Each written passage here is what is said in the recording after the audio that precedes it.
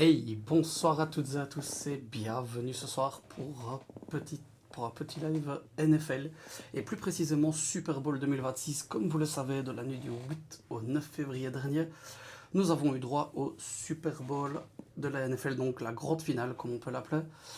Et ce Super Bowl opposait deux équipes que vous pouvez voir ici présentement sur l'écran entre les New England Patriots et les Seattle Seahawks. Donc, je me suis rendu compte en parcourant un petit peu les différentes données que pas mal de personnes oublient que ce Super Bowl 2026 est un rematch. En fait, c'est un rematch littéralement d'il y a 11 ans, en 2015, où ça opposait évidemment les deux mêmes équipes, mais des rosters tout à fait différents, avec des quarterbacks emblématiques, avec d'un côté Russell Wilson et de l'autre qui n'est pas à l'écran, Tom Brady.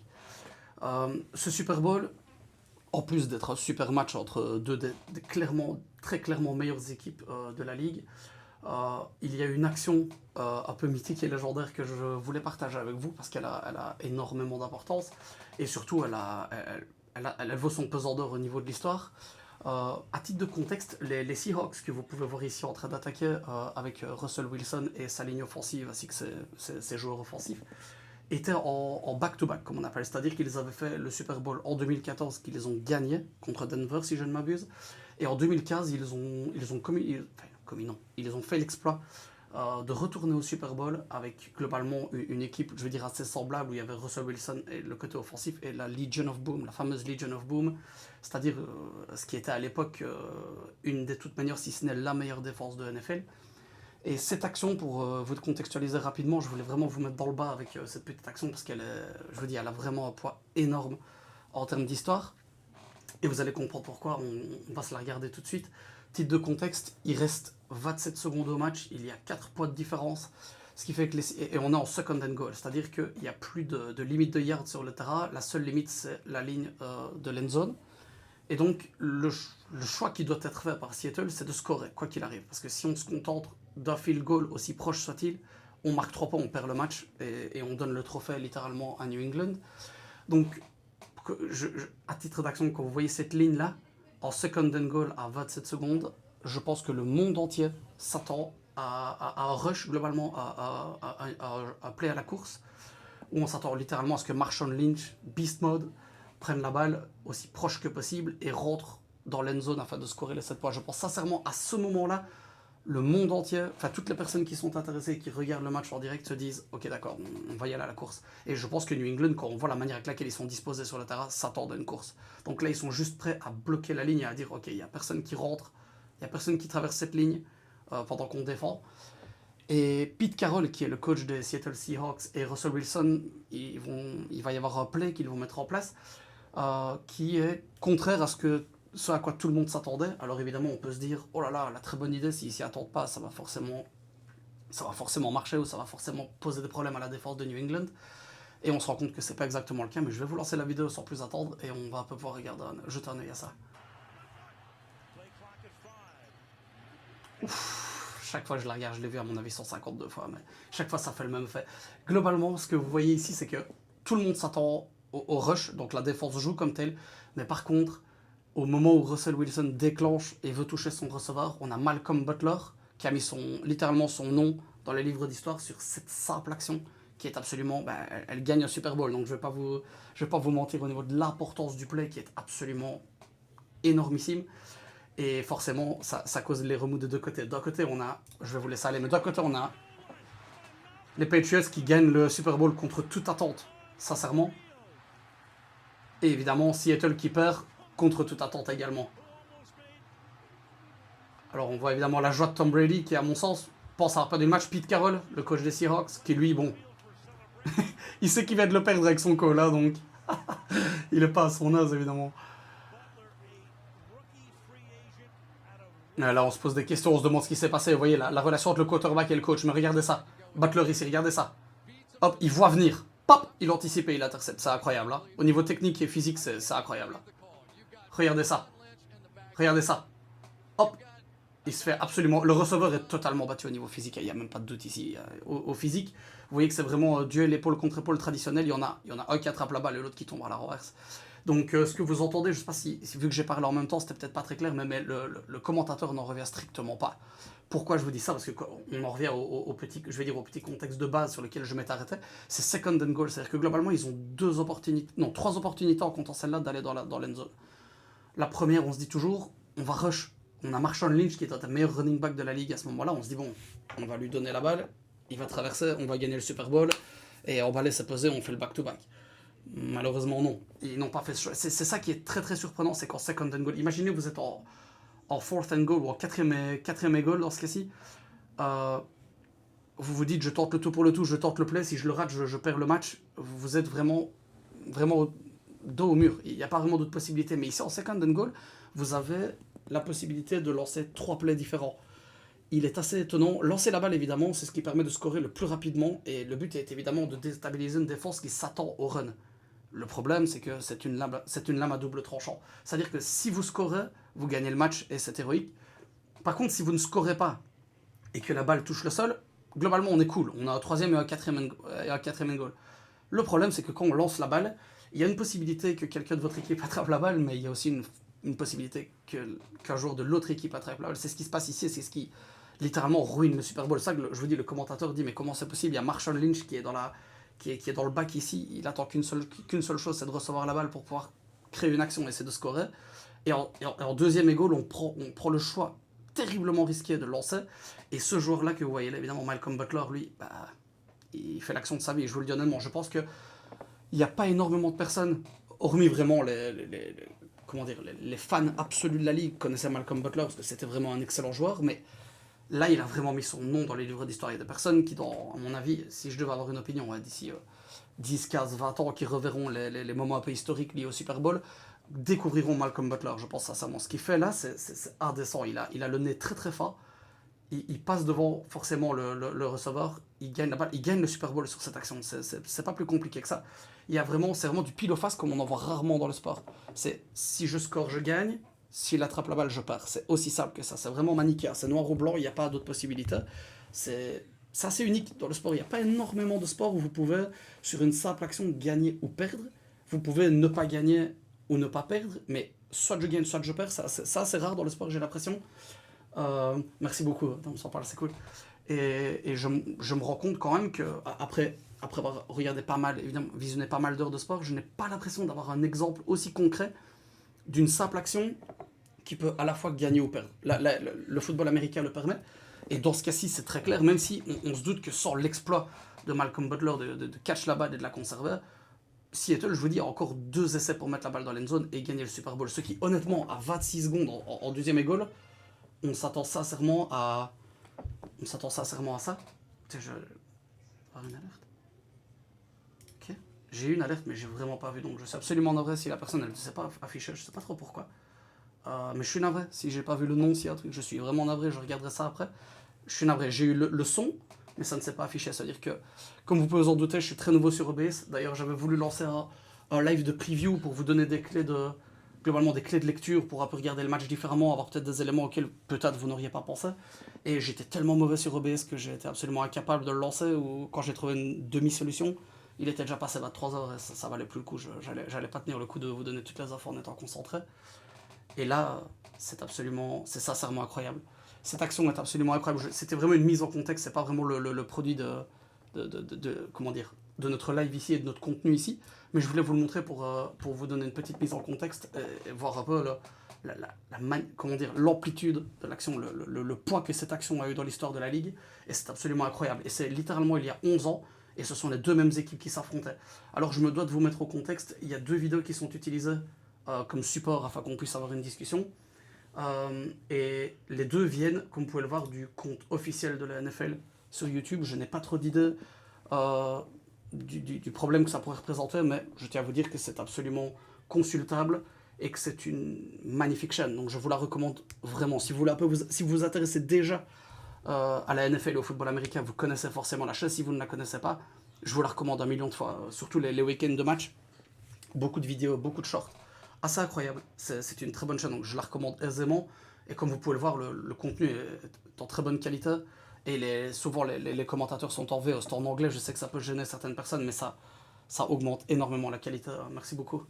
Merci beaucoup, on va faire au mieux.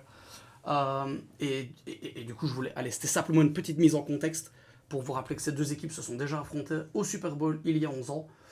Et maintenant, sans plus tarder, on va simplement se lancer les highlights, globalement, la vidéo qui a été mise en scène par la NFL à la suite du Super Bowl. Donc évidemment, le résultat est déjà connu, les actions sont déjà connues, mais le but c'est de se faire un petit review pour avoir des points sur lesquels discuter. Alors let's go, on se lance ça tout de suite. Donc là, donc, les Patriots mettent la balle en jeu. Et les Seahawks ont le droit de soit l'attraper ou ne pas l'attraper. Et en fonction d'où ils avancent, le quarterback. Là, on a un fair catch. Donc on commence au 20 ou au 25 yards, je suis plus certain. Ok, donc on a Sam Darnold et Kenneth Walker, le running back. Pour commencer le match, c'est un bon run. Ce qui va sortir beaucoup de ce match, je comptais vous le dire à la vidéo de preview, enfin au contenu de preview, j'ai pas vraiment été capable de le faire, mais ce que je peux vous dire maintenant, c'est que ce à quoi je m'attendais, et le but n'est pas de flex ou de faire le mec qui comprend a posteriori, pas du tout. Ce sont deux équipes que j'ai beaucoup suivies pendant l'année, donc forcément on peut rapidement voir les forces et les faiblesses. Ce sont deux équipes qui brillent par la défense.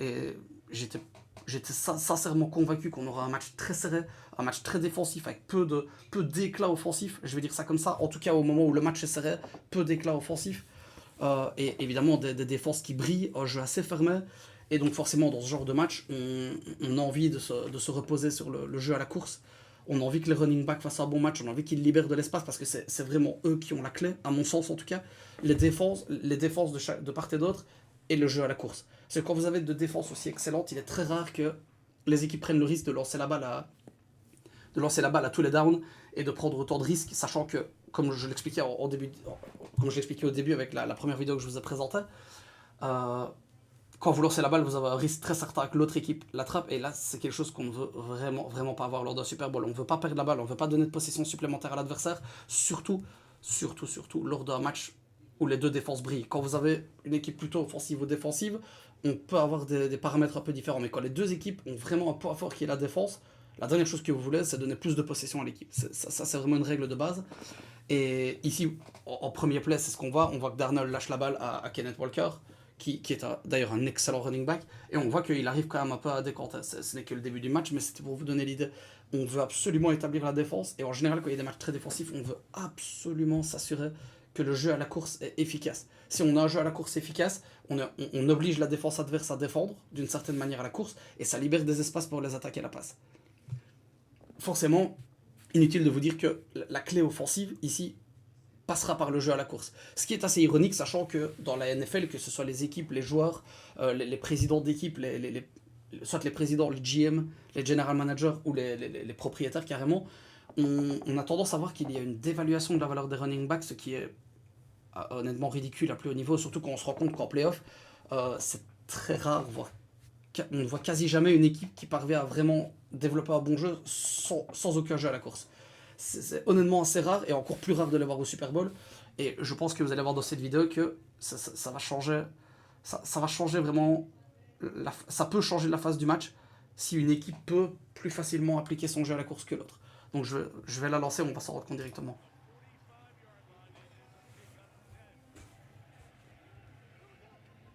Donc là, on va à la passe avec Darnold. Très beau lancer. Sur le tight end Barner. Très très belle action.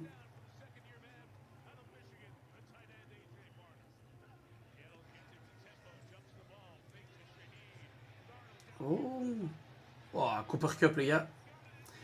Il a été MVP du Super Bowl, il a eu la Triple Crown avec les Rams, c'est pas pour rien. Excellent receveur. Très souvent blessé ces dernières années, mais excellent. Vraiment excellent receveur. Regardez ça. La concentration. Oh mon dieu. Le niveau de ces gars, c'est indécent. Ça a l'air facile en slow-mo comme ça, les gars, mais c'est indécent. Et là, on est déjà au 19 yards pour la première possession. Et là, en troisième et 7, il fallait convertir, on ne convertit pas. Donc, on est obligé ici d'avoir le field goal. Donc ici, c'est une action qui est un peu aigre-douce. Hein. Je ne vais pas parler de cuisine, mais c'est un peu aigre-douce. Dans le sens où vous avez une équipe qui roule, qui arrive jusqu'au 19 yards à la première possession sur une défense de New England qui est vraiment une excellente défense. Et quand vous êtes au 19 yards, malheureusement, vous ne parvenez pas à convertir, donc vous devez vous rabattre sur le field goal qui rapporte 3 points. Alors c'est très chouette, on score sur la possession, c'est déjà pas mal, Mais je vous assure que quand vous êtes aux 19 yards et que vous avez aussi bien avancé contre une défense que vous voulez absolument scorer le touchdown. Là, je vous assure que la seule priorité, c'est de scorer le touchdown et se donner autant de la confiance pour les joueurs offensifs qu'un peu d'air. Parce que je vous assure que nous, on est en train de discuter ici, on est tranquille, mais quand vous êtes sur le terrain, que le stade est comble et que vous avez toute la pression du monde, jouer son meilleur match, c'est quand même... C'est vraiment réservé à une élite. Honnêtement, il faut juste s'en rendre compte que ces gars-là sont d'une élite mondiale. Ils sont à un niveau qui est vraiment difficile à expliquer. Quand on le voit comme ça d'image, ça a l'air ça. Honnêtement, la vitesse sur le terrain, l'attention aux détails techniques est vraiment incroyable. Donc quand vous avez une si belle partition offensive, vous voulez pas vous contenter de trop pas. Alors malheureusement, ils n'ont pas le choix. Mais encore une fois, ça vient d'une très très bonne défense de New England. C'est pas un hasard, je veux dire.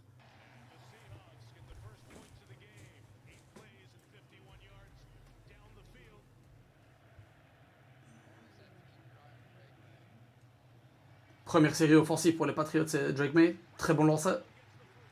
Très très belle action pour Ramondre Stevenson. Très bon runner aussi. Hein. Très bon running back. Encore une fois, un beau lancer. Et très très bel effort. Hein. Ouais. Receveur fait un très beau move. Et on gagne quelques yards, je vais dire facile. Mais c'est une très belle action. Oh, regardez cette pression. Mon dieu, mon dieu. Peut rien faire là. Il y en a 3 qui sont sur ses pieds après combien 2 secondes. Non, on peut pas. Très très belle pression de la défense de Seattle. De leur grande force. Regardez ça encore. Regardez ça. Sur 2 actions de suite, le quarterback a à mon avis 2 secondes 30 pour lancer la balle. Alors imaginez-vous derrière la ligne, la balle arrive, vous levez les yeux, et vous n'avez pas le temps de compter jusque 2. Il y a un mec là, et quelqu'un qui arrive. En plus là, on a ce qu'on appelle un free rusher, c'est-à-dire que le design de Mike McDonald, le coach des Seahawks, est absolument incroyable. C'est-à-dire que au-delà de la pression que la ligne intérieure peut apporter, il envoie un cornerback. Dans ce cas-ci, c'est Witherspoon, je pense, qui est un excellent joueur. Mais le design fait que, au-delà de la pression qui arrive de la ligne intérieure défensive, on a un joueur qui, en principe, a tendance à plutôt défendre un receveur et à suivre un receveur pour défendre la passe. Il va carrément traverser la ligne et venir en free rusher. Donc il arrive à pleine vitesse sur un quarterback, globalement, je vous dis, qui est à l'arrêt, qui récupère la balle. Et on a un free runner qui arrive là, à une vitesse, vous savez, c'est des athlètes de haut niveau. Il arrive à 30 km/h. Ça vous laisse pas exactement beaucoup de temps pour être créatif et pour amener quelque chose au niveau offensif. Ce qui est dommage pour leur premier drive, c'est qu'on est en 3ème et 9 à ce moment-là et que la défense de Seattle vient simplement de marquer son territoire. Elle est simplement bon. Il va falloir amener plus offensivement si vous voulez nous inquiéter.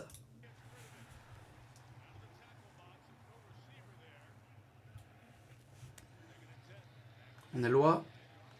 Bon lancer de Darnold. Alors Jackson Smith-Njigba, si vous avez entendu son nom du commentateur, c'est le receveur qui a fait la plus belle année en NFL. Il fait une année absolument incroyable. Et on s'attend évidemment au Super Bowl à ce qu'il fasse. C'est globalement la menace numéro 1. Mais j'avais envie d'en parler lors du preview aussi. C'était vraiment le match-up auquel je voulais m'intéresser. Et je m'y suis intéressé en regardant le match tout seul chez moi. C'est vraiment ce duel entre le numéro 11 Jackson Smith-Njigba, et le numéro 0 des Patriots, qui est Christian Gonzalez, qui est un cornerback, encore une fois, d'élite. Je vais utiliser beaucoup ce terme parce que je pense que c'est vraiment l'élite à ce niveau-là. Je pense que ce joueur est dans le top 5 des cornerbacks de la ligue, et je pense qu'en disant top 5, je le vois à la perte. Je pense sincèrement qu'il est au top niveau dans la ligue. Surtout cette saison, il a été démentiel. Et je voulais vraiment m'attarder sur ce match-up. Je l'ai fait quand j'ai pu le regarder. Et j'ai pas été déçu. En gros, vous avez vraiment le meilleur receveur contre le meilleur corner. Et vous avez vraiment des duels intéressants. Et vous voulez savoir qui va prendre le dessus sur l'autre. Parce que globalement, il y a d'autres cornerbacks qui peuvent être attaqués par d'autres receveurs. Et en plus, on a vu Cooper Kupp. Et il y a aussi Rashid Shahid, qu'on verra bientôt, qui, à mon sens, lui, était le facteur X de ce match. Je pense qu'il pouvait vraiment débloquer une situation. Il a une vitesse incroyable. Il est capable d'éviter les tacles d'une façon absolument... C'est limite poétique, hein, les gars. Quand vous le voyez sautiller sur le terrain, faire tomber des joueurs pros comme s'ils étaient des amateurs comme vous et moi. Le niveau est vraiment... On joue avec des pros et il y a quand même des pros qui parviennent à vous faire penser que les autres pros n'appartiennent pas à la même ligue. C'est absolument incroyable. Et je pense que JSN et Gonzalez font partie de ce type de joueurs. Donc j'étais très très curieux de savoir s'ils allaient beaucoup se rencontrer, si Gonzalez allait suivre Jackson Smith-Njigba, ou si le schéma défensif de Mike Vrabel, coach des Patriots, allait plutôt vouloir jouer, pas automatiquement l'homme, mais soit la zone, ou soit en tout cas rester dans une partie du terrain et défendre le receveur qui est en face. Il y a vraiment 2 écoles à ce niveau-là. Il y a vraiment les cornerbacks qui veulent rien savoir et qui comme nos amis états-uniens disent, ils travel, donc ils voyagent en gros, ils suivent. C'est-à-dire que si vous avez un meilleur receveur, il y a des cornerbacks qui veulent vraiment le savoir. Ils disent moi je défends ce gars-là et je bouge pas. Tant qu'il est sur le terrain, c'est moi qui l'ai. Et il y a d'autres coachs en général qui vont dire à leurs joueurs attention, attention, on a vraiment besoin de respecter le schéma. Si quelqu'un d'autre doit le défendre et faire une prise à deux, on va le faire, mais on ne peut pas se laisser déstabiliser. On va se rendre compte qu'ils vont se rencontrer 2-3 fois et que ça vaut toutes ces promesses. Donc je relance sans plus attendre.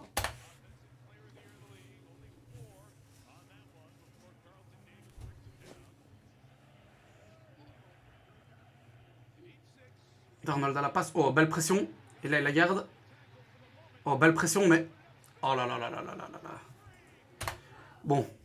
Alors, c'est magnifique. C'est vraiment du très très haut niveau. On a Darnold qui, vous vous rendez compte en début d'action, Darnold est vraiment pressé. C'est-à-dire qu'il y a un joueur qui va dans un premier temps, il part bien l'esquiver. Il y en a un deuxième, voire un troisième qui arrive. Donc, il est pressé pour lancer la balle. Il n'a pas le choix.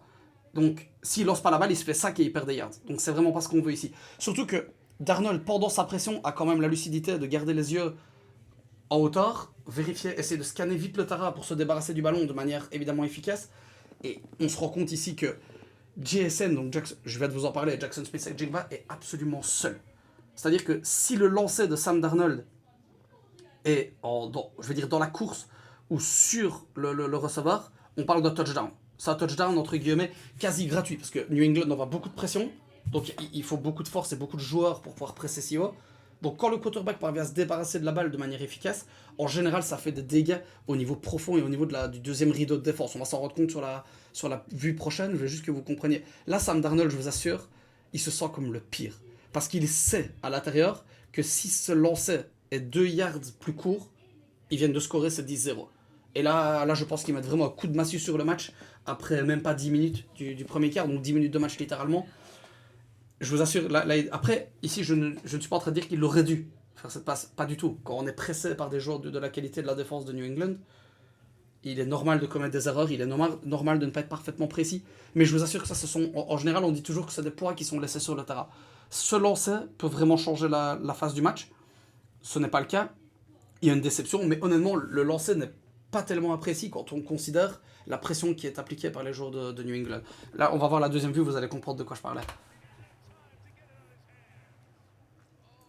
Regardez-moi ça, le terrain là on le voit en face, regardez c'est vide, hein. Regardez la pression, 1, 2, 3, et là on lance, regardez, seul, il n'y a personne, là il touche la balle, c'est walking touchdown, c'est au revoir. Oh, là il a un peu de temps, bon lancer, très très bon lancer ça. Très important pour la confiance en début de match, surtout pour un quarterback de deuxième année, hein. C'est sa deuxième année à Drake May. Ouf, la pression, regardez ça, la défense de Seattle, les gars. C'est invivable, hein. La frustration que doivent ressentir les joueurs offensifs de New England, là, c'est difficile à décrire. Troisième et 15, regardez ça. Là, c'est Hero Ball, là.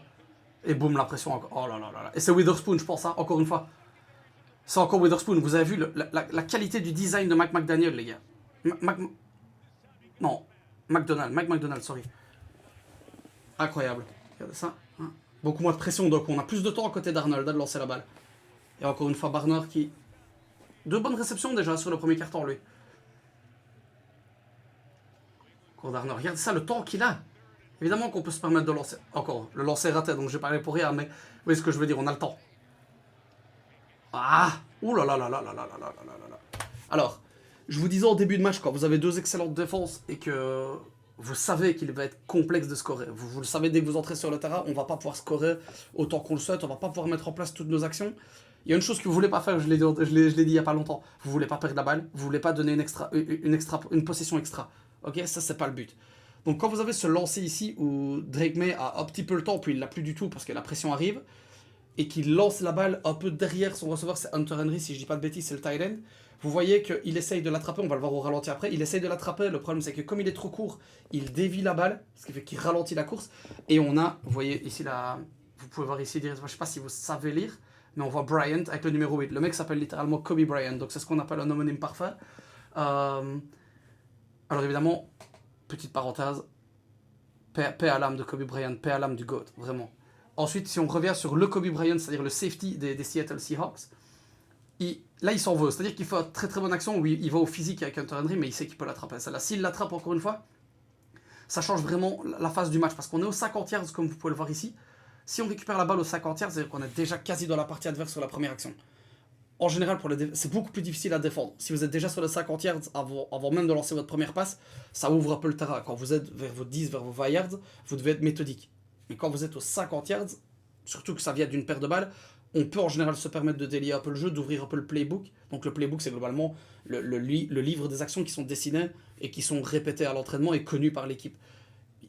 C'est évidemment ultra complexe en NFL. Là. Les playbooks sont absolument énormes. C'est pour ça que les quarterbacks ont autant de mérite, même s'ils sont accompagnés d'équipes élites. Un quarterback tout seul ne fait rien. Mais pour maîtriser autant de systèmes, je vous assure que le système mis en place offensivement, quand vous attaquez à vos 50 yards, quand vous attaquez à vos 15 ou à vos 20 yards, c'est pas le même. C'est ça que je veux vous dire. Donc là, Kobe Bryant, il fait une super action, c'est-à-dire qu'il empêche un catch adverse, il empêche la position offensive d'avancer. En revanche, il aurait pu l'attraper. Donc on va le voir au ralenti. Je pense qu'il s'en veut vraiment, mais c'est quand même une très belle action. Et on voit que la défense, même quand il n'y a pas spécialement de pression par la ligne, vous voyez que derrière, c'est très très serré. Les corners sont en place, les safeties sont en place. C'est vraiment vraiment une défense excellente.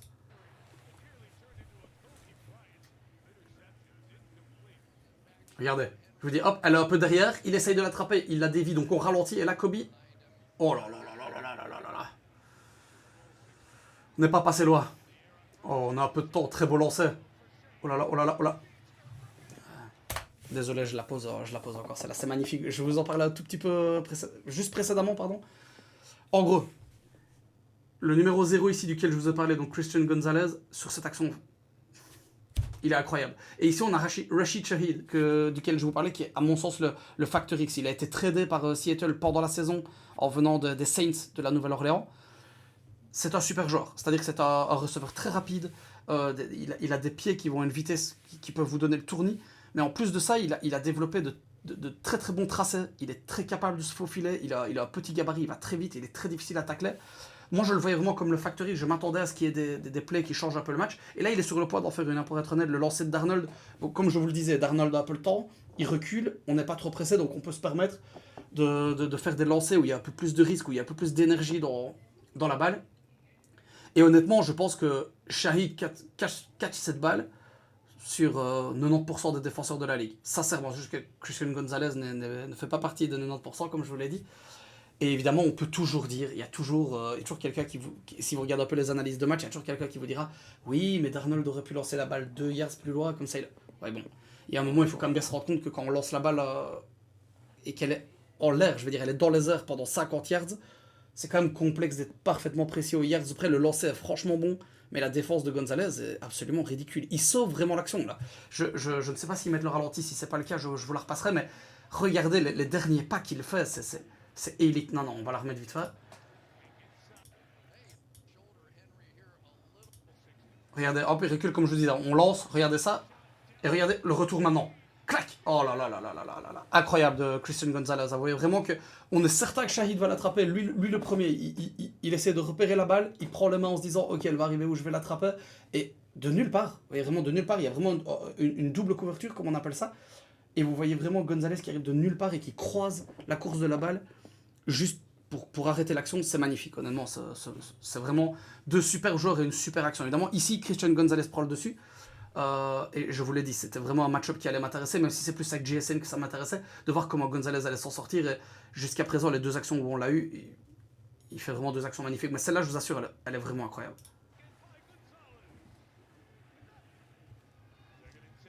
Ah, on repasse sur un peu le rush. Ça m'étonne d'avoir aussi peu de run play jusqu'à présent. Et ça, c'est magnifique. Ça, les gars, c'est ce que je vous disais, ça casse des pattes. Hein. Quand vous avez un jeu à la course comme ça qui prend autant d'hier, je vous assure, ça fait très très mal à la défense. Surtout dans un match avec ce profil. Mike Vrabel n'est pas content. Vous voyez l'âme défensive de Mike Vrabel. Vous voyez vraiment que ça, c'est le genre d'action. Juste avant sa réaction, c'est ce que je vous dis. Ça, c'est l'action qui rend complètement dingue. Vous défendez de manière très serrée. Vous parvenez à ne pas trop encaisser. Vous avez littéralement encaissé 3 points sur 15 minutes. C'est vraiment pas grand chose. Et là, vous laissez vraiment Kenneth Walker, donc K9, c'est comme ça qu'on l'appelle dans la ligue. Vous avez K9 qui fait une action magnifique où il peut courir le long de la ligne, où il casse, il rompt un tacle ou l'autre et il parvient encore à faire des yards. J'assure que là, on le voit à sa tête à Mike Vrabel, il est absolument abasourdi, il est dégoûté, il en veut à ses joueurs et il sait à quel point l'importance de développer le running game ici l'importance est énorme. Je vous le disais au début, là, en principe, dans ce genre de match, l'équipe qui parvient à fluidifier le plus son jeu d'attaque par la course, en général, remporte le match. Je vous assure, c'est très simple et très complexe à la fois. C'est-à-dire qu'une fois que une fois que l'attaque par la course est mise en place, je vous le disais, il y a beaucoup d'éléments qui se débloquent, et ça permet simplement au côté offensif de voir moins de joueurs dans la box, comme il dit, c'est-à-dire dans la ligne offensive directe. Ils sont obligés de soit de reculer si vous lancez beaucoup, soit d'avancer si vous courez beaucoup. Donc quand vous courez beaucoup et qu'ils se disent on ne peut pas se laisser battre à la course, on va mettre un joueur ou deux de plus dans la box, mais ça libère des espaces pour les receveurs, ça libère des espaces pour que le quarterback puisse créer quelque chose, même en étant pressé ou même sur base de rien. Ici, c'est magnifique parce que Kenneth Walker est un excellent running back, il fait une très très belle action, et ça pour les Seattle Seahawks, c'est incroyable. Donc d'un côté, Mike Vrabel, vous le voyez, très déçu. On voit pas l'image de Mike McDonald de l'autre côté, mais je vous assure qu'à mon avis, il est aux anges. Encore une fois, d'ailleurs, on n'y repart, regardez. Hein. 2 fois de suite, ça change tout. Hein. Encore Gonzalez qui va le mettre dehors, mais après autant d'yards, il est pas content, croyez-moi.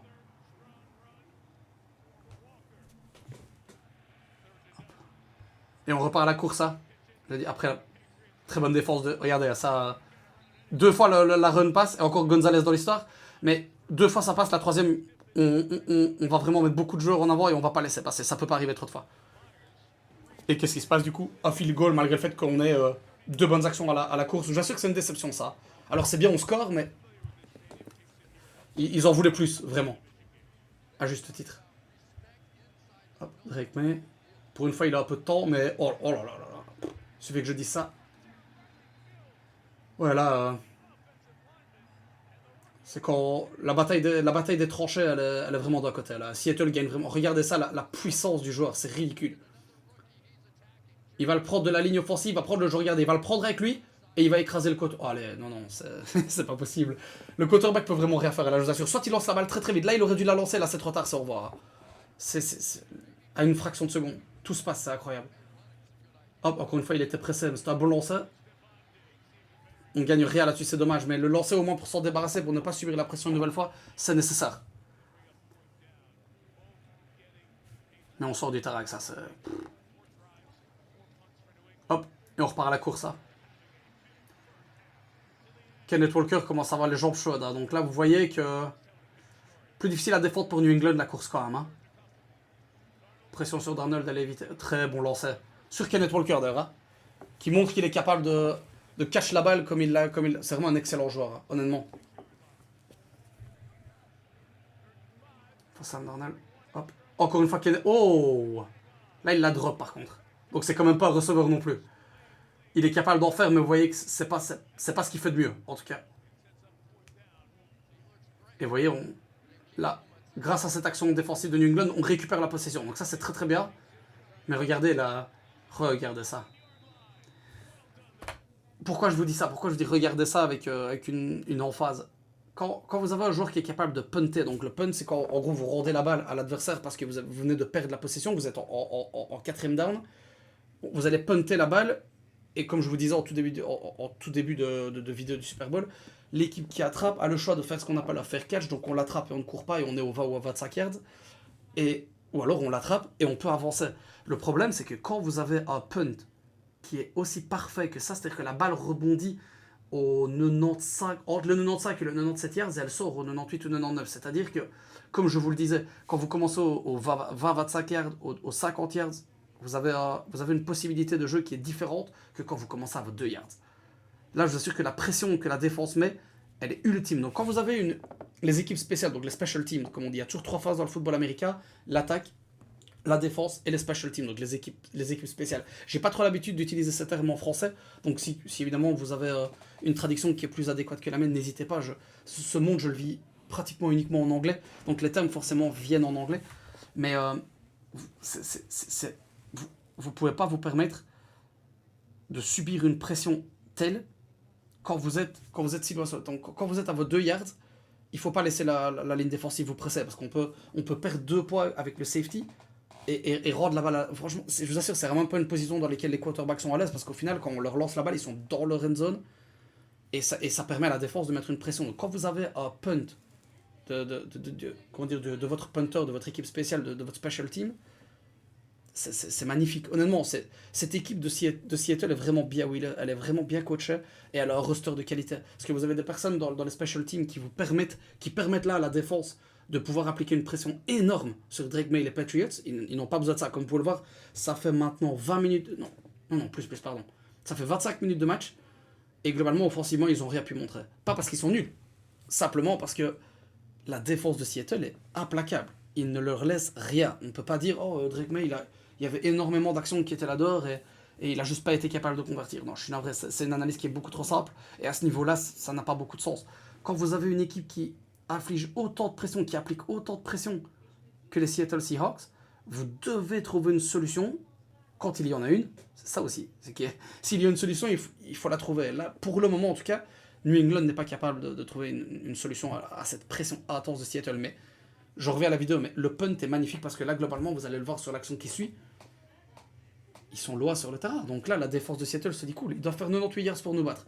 Ils ont globalement pas été capables sur une action de faire plus de 50 yards, et là ils doivent en faire 98. Donc honnêtement, quand vous rentrez sur le terrain, les joueurs défensifs ils sont prêts, ils sont prêts à manger. Honnêtement, ils sont prêts à consommer, et je pense qu'on va s'en rendre compte assez vite.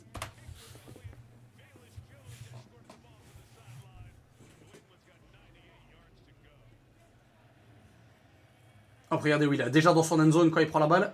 Très bon lancer par contre, ça c'est très très beau design offensif de Josh McDaniel, incroyable. Coordinateur offensif des Pats. La pression encore, regardez ça. Beau lancer.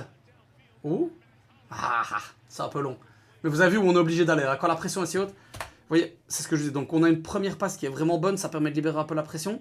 On se dit qu'on peut un peu respirer. Et puis la défense de Seattle vous laisse absolument pas. Donc il se dit, bon, quitte à être pressé, autant ne pas essayer de gagner 2 yards et après être en galère. Vous voyez vraiment qu'il a air le truc. On voulait vraiment énormément de yards avec la passe. Le problème, c'est que, comme vous en doutez, plus la passe est longue, et plus elle est complexe à sortir. Donc quand vous êtes pressé et que vous devez en plus lancer ça, Drake May a un bras incroyable. Si vous regardez un peu, si vous voulez vous renseigner, vous voulez voir un peu les highlights, les temps forts de cette saison de Drake May, vous allez voir des lancers qui sont incroyables, qui sont techniques, qui sont puissants. Il a un très bon gabarit, il a un très bon physique, il a une très bonne qualité de lancer. C'est juste que il peut pas le montrer aujourd'hui, c'est strictement impossible. Le soir du Super Bowl, il pouvait pas le montrer. Quand vous avez une équipe qui vous met autant de pression, alors vous allez me dire, il y a certains quarterbacks qui ont, bien sûr, certains quarterbacks avec certains coordinateurs offensifs ou coachs offensifs peuvent trouver une solution. Mais c'est honnêtement beaucoup, beaucoup plus facile à dire qu'à faire. Là, vous voyez que pour le moment, ce sont des équipes pro, et c'est pas n'importe quelle équipe pro, c'est une équipe pro qui a gagné la conférence, parce que les Patriots étaient premiers de l'AFC, et ils ont battu leurs opposants pour arriver là-bas. Donc c'est pas un hasard s'ils sont là. Ils ont vraiment fait une saison incroyable, ils sont très bien coachés. Là, ils sont juste outmatch, littéralement. Ils peuvent pas. La ligne défensive des Patriots ne parvient pas à faire énormément de pression sur la ligne offensive des Seahawks, et l'inverse se produit. C'est-à-dire que vous voyez que la ligne défensive des Seahawks met une pression énorme sur la ligne offensive des Pats. Donc là, c'est la bataille des tranchées, littéralement. C'est vraiment ça. Vous avez vraiment la bataille des tranchées avec les joueurs qui s'empoignent à longueur de match. Et quand ils s'empoignent, en général, Seattle a souvent le dessus dans ces échanges. Donc forcément, vous avez Darnold et K9, donc Kenneth Walker, qui peuvent faire quelques actions qui permettent d'avancer assez loin sur le terrain pour lancer le field goal et être menaçant. Et de l'autre côté, vous avez Drake May et Ramondre Stevenson, qui globalement n'avancent pas des masses. Et les receveurs, pareil, il y a eu quelques éclats de Drake May, parce que c'est un joueur très talentueux, mais le problème, c'est que des coups d'éclat avec une défense comme celle de Seattle, c'est pas suffisant. Il vous faut vraiment quelque chose de stable et quelque chose de constant, qui avance sur le terrain, qui vous permet de créer une menace. Là, la défense de Seattle, elle joue vraiment libre. Elles se disent, ces mecs-là, pour le moment, ils représentent aucune pression. Donc on va continuer à jouer, on va continuer à les démolir physiquement, et ils pourront rien faire contre nous. Vous voyez d'ailleurs à l'énergie des joueurs, quand ils attaquent, il n'y a aucun doute. Ils se disent juste, on est meilleur que vous, et on va vous rouler dessus. C'est ce qu'ils ont comme... Vous voyez, ça c'est l'état d'esprit des joueurs de haut niveau, des joueurs élites. Ils montent sur la table. Et là, même si les joueurs des Patriots pensent la même chose, et qu'ils le montrent, je vous assure qu'à l'intérieur, il y a quand même du doute. On se dit, oh là là, on est littéralement en train de se faire botter les faces. Ils nous battent sur plus ou moins toutes les phases de jeu. Donc qu'est-ce qu'on va faire? Et c'est pour ça que les cartons et les mi-temps ont leur importance, c'est que les coachs ça permet aux coachs en général d'essayer de trouver des ajustements. Jusqu'à présent, comme je vous disais, après bientôt 30 minutes de match, on n'a pas de solution côté New England. Belle pression là, mais très beau lancer encore une fois. Cooper Kupp, je vous l'ai dit. MVP du Super Bowl contre les Bengals avec les Rams. Hein. Excellent joueur. Vous voyez, il a le temps d'Arnold quand même. Hein. Très bonne défense de New England, mais il se faufile. Très très bien joué ça. Vous avez vu la différence de temps pour les quarterbacks. Hein. C'est le jour et la nuit. 3ème et 3. Donc là, ça va presser un peu. Non, regardez ça. Hein. Il a le temps d'Arnold. Oh là là là là là là là là. On va s'arrêter là. On va s'arrêter. Donc en gros, ça c'est le match-up duquel je vous parlais, le match-up qui moi me donnait très très envie de vraiment m'arrêter et prendre du temps pendant le match. D'un côté Christian Gonzalez, d'un côté JSN, donc Smith Njigba. Vous voyez que, on va le voir, on va aller un peu plus là. Vous voyez, ce match-up, il fait très plaisir. Vous voyez que Darnold a du temps, donc Darnold se permet de scanner un peu le terrain, de voir ses différentes options offensives. Quand il voit le match-up qu'il veut, c'est-à-dire le 1 contre 1 avec son receveur, il prend ce 1 contre 1, ce qui est honnêtement relativement risqué, sachant qu'il est défendu par le meilleur joueur défensif côté New England. Mais il a confiance, il se dit, attends, ce mec-là vient de me sortir 1800 yards sur la saison, on a 2-3 connexions, 2-3 passes, je vais le trouver. Et encore une fois, je vous dis, on va le voir sur le... je vais juste le laisser aller, puis je reviens là-dessus, parce que vous allez voir de quoi je parle. Regardez le replay, regardez bien, hop, ici. À ce moment précis, je pense que Darnold pose les yeux sur JSN. Et quand on regarde, on voit que JSN a pris le dessus. Je sais que ça a l'air ridicule, vous vous dites, mais qu'est-ce qu'il me raconte ce mec, il y a rien là, il y a 25 cm. Le problème, c'est que 25 cm au NFL, c'est beaucoup. À ce niveau-là, vraiment, je vous assure, quand vous avez des joueurs de ce niveau-là, 25 cm, c'est beaucoup. Donc, vous voyez que dans un premier temps, on a JSN qui prend le dessus, carrément. Hein. Regardez ça. Regardez ici la distance. Elle est difficile à évaluer, mais vous voyez quand même qu'il y a une distance de bras. C'est-à-dire que JSN a gagné, entre guillemets, sur le tracé, il a gagné son duel. Sans aucun problème. Quand il gagne son duel, à ce moment-là, je vous assure, dans sa tête, il y a une chose, c'est si la balle arrive là, c'est 7 points. C'est score, il n'y a pas de discussion. Les joueurs de ce niveau, ils n'ont pas énormément de doutes dans des positions qu'ils ont répétées des milliers de fois. Regardez ce qui se passe. Ce diable de Christian Gonzalez qui nous fait globalement la même chose qu'avec Shahid. Hein. C'est-à-dire que sur les premiers pas, il est battu par le receveur. La même chose. Le tracé du receveur est supérieur à la course défensive. Mais cette mentalité de, même s'il a 25 cm, même s'il a pris de l'avance, je le lâche pas, le gars. Je le lâche pas. Il peut pas scorer sur moi. Il peut pas faire une action incroyable sur moi. Il ne peut pas. Donc, par tous les moyens possibles, il va faire le nécessaire. Et c'est ce qu'il fait. On pense qu'il est en retard. On pense que le receveur va attraper la balle. Et au dernier moment, il surgit avec la main opposée. Clac, on touche la balle. L'action est ruinée. C'est-à-dire que d'un côté, elle est ruinée. Et de l'autre, elle est incroyable. Vraiment, j'adore ce joueur. Je pense que vous vous en serez rendu compte. Mais il a un niveau de jeu absolument incroyable. Mais je tenais comme à vous dire par rapport à ça. On va voir ici. Vous voyez, là, on voit que ça, c'est le problème de l'action. Et le problème, je vous disais en début de match que Sam Darnold doit s'en vouloir d'avoir raté déjà GSN en lançant la balle un peu trop loin pour qu'il l'attrape. Ça aurait été, je vous dis, un touchdown gratuit, littéralement. Ici, c'est un peu la même chose. C'est le problème. C'est-à-dire que le but n'est pas de critiquer Sam Darnold. Le but n'est pas de prétendre que j'aurais fait mieux. C'est absolument pas le cas. Le but est de vous dire qu'à ce niveau-là, tout a de l'importance. C'est-à-dire que le moindre centimètre gagné ou perdu change la phase d'une action.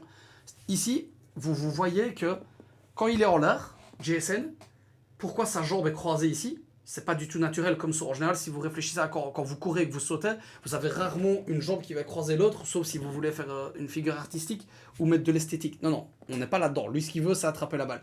Pourquoi il a les jambes comme ça? On s'en rend compte.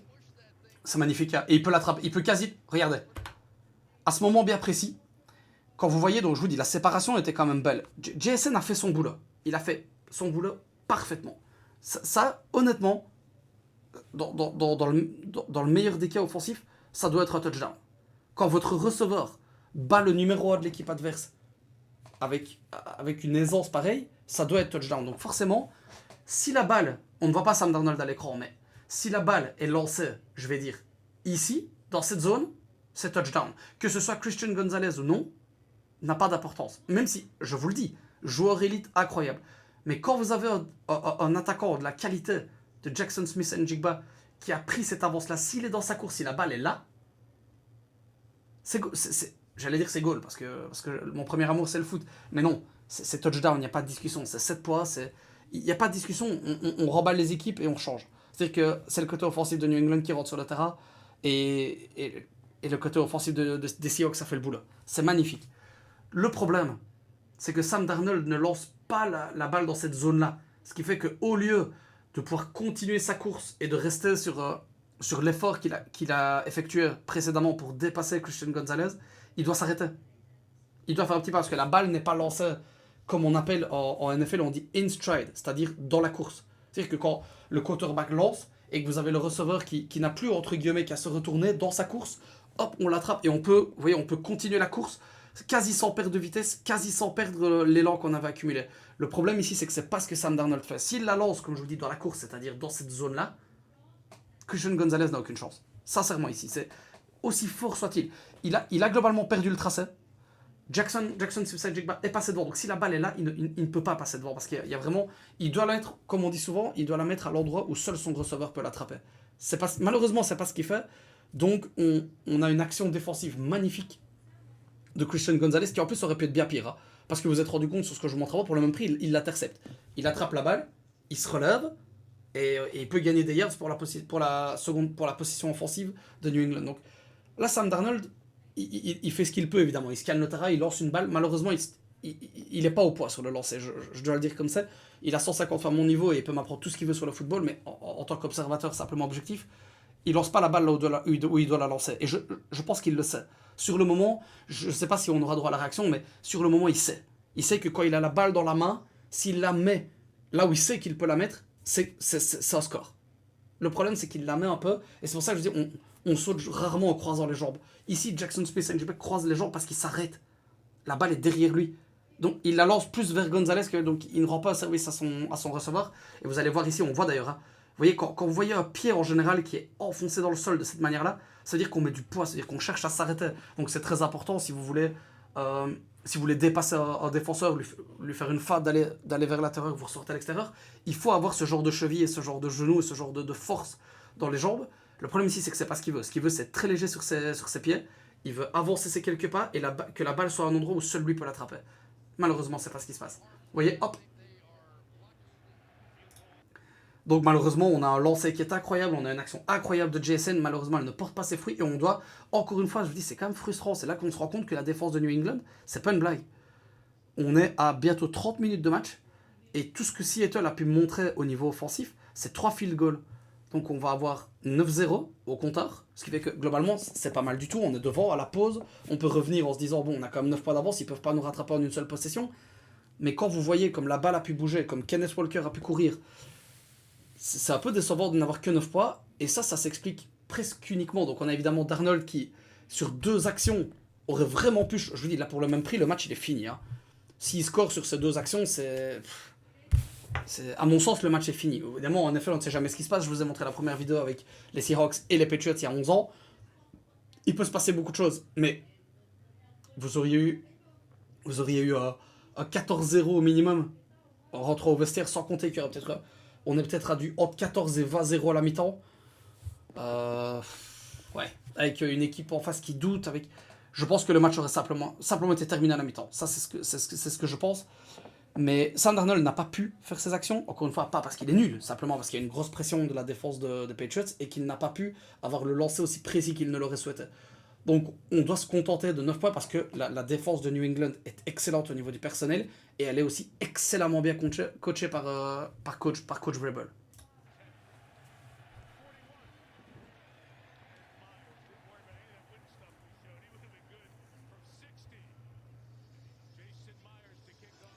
Ok, donc possession New England.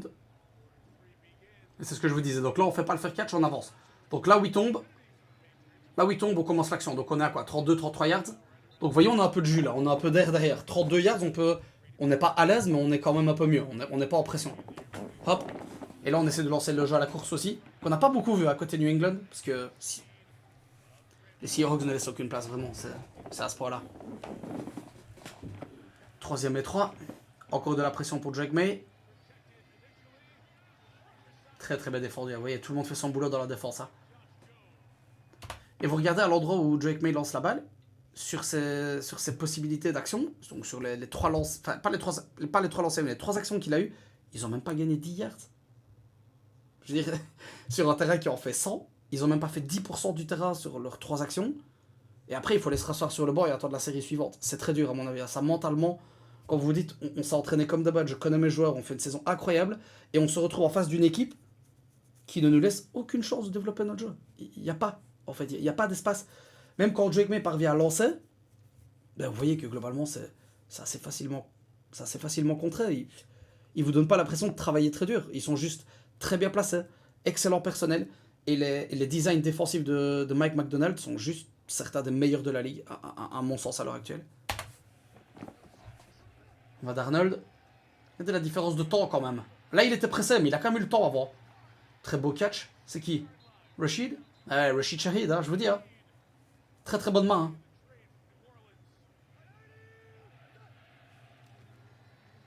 Encore une fois, on a un petit peu de temps. Oh, JSN qui est seul sur Christian Gonzalez. Vous avez vu le match-up?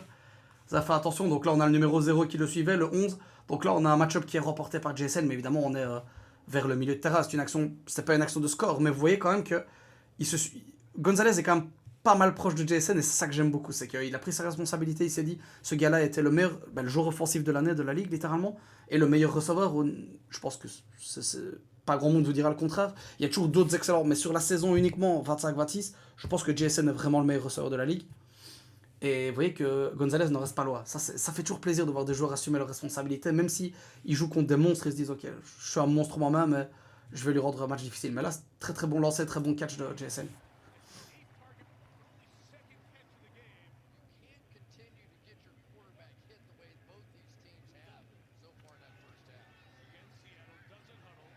Bonne pression, mais Darnold s'échappe. Regardez, ça c'est les actions qui font plaisir. Hein. Oh ouais. Hein. Vous avez vu le geste de Sam Darnold où il voit son joueur offensif qui s'attend peut-être à recevoir une passe et directement le geste où il lui fait non, non, recule, va me mettre le bloc, je vais courir, je vais nous faire respirer un peu. Et c'est quelque chose qui fait honnêtement plaisir à voir. C'est incroyable. Hop, pardon. Vous avez vraiment cette faculté là de Darnold de se dire le running game est important. On voit que K9 ou Kenneth Walker a commencé à ouvrir un peu ce running game en deuxième quart-temps, mais qu'au premier, quasiment pas de jeu à la course. Et quand il a commencé à le faire un peu à l'air, c'était un peu plus efficace. Forcément, le running game est de plus en plus efficace au fur et à mesure du match. C'est-à-dire que quand vous avez une défense qui est à 100% et qui peut courir surtout et qui peut absolument défendre des deux côtés, c'est-à-dire à la passe ou à la course, ou la play action, comme ils appellent ça, c'est-à-dire quand le quarterback a la balle en main et qu'il fait soit semblant ou non de donner la balle à son ennemi, c'est ce qu'on appelle le play action. Le play action. Donc en gros, le quarterback reçoit la balle et s'apprête à la lancer, et en général, il fait mine de la donner à son running back. Donc soit le running back la prend et il y a une action de course, soit il y a une feinte et on passe à la passe. C'est très compliqué et on en revient à la passe. Passer à la passe, c'est pas très très beau. Donc on en revient à la passe et c'est très difficile à défendre. Parce que quand vous voyez le running back courir à pleine vitesse, oh, c'est peut-être une action de run. Et en fait, au dernier moment, vous voyez que non, le temps qu'on recule, il y a souvent un receveur ou l'autre qui sont échappés, c'est très très compliqué à défendre. Mais ici, Darnold se dit bon, je subis une pression. Vous voyez que sur les deux dernières actions, la défense du New England a très bien pressé. Et au lieu de prendre le risque de lancer la balle là où il ne se sent pas confortable, il n'a pas vraiment vu un match-up qui lui plaisait, ou il n'a pas vu un joueur qui s'est déplacé assez loin de son opposant. C'est lui qui a pas de problème. Je suis pressé, je sors de la boxe, je sors vraiment de la boîte et de la poche. Les Américains disent pocket. Les quarterbacks sont dans la pocket, c'est-à-dire qu'ils sont à l'intérieur derrière leur ligne offensive et qu'ils se contentent de lancer. Quand on sort de la poche, de la pocket, c'est là qu'on doit. Soit on lance en étant en mouvement, ce qui est un exercice ultra complexe, ou alors le quarterback a aussi le choix de courir. C'est ce que fait Sam Darnold, et je vous assure que quand vous êtes sur le terrain et que vous sentez un peu la pression de la défense et que votre quarterback vous sort un run pareil pour prendre le first down, ça c'est incroyable. Vous voyez qu'en plus il est prêt à prendre le coup. Il dit vraiment à son tight end, s'il te plaît, prends le joueur là-bas, moi je vais courir, et peu importe ce qui se passe. Je vais essayer évidemment de glisser au sol pour ne pas me faire massacrer, c'est pas le but, mais il est prêt. Vous voyez, je pense que ça vraiment, ça galvanise une équipe. Je pense que les joueurs autour de lui se disent ok, il a fait une action clutch, il a fait ce qu'il fallait. Donc s'il y a un truc à faire, ça motive les autres à en faire plus. Vous voyez, ça c'est vraiment incroyable. J'ai vraiment beaucoup aimé cette action.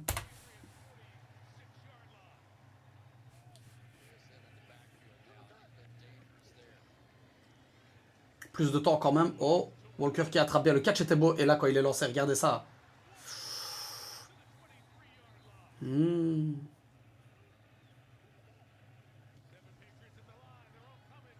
Ah, vous voyez, dommage pour Cooper Cup. Un peu trop à l'extérieur. Et donc forcément, quand on ne parvient pas à scorer et qu'on bouge la balle sans aller plus loin, on a le field goal.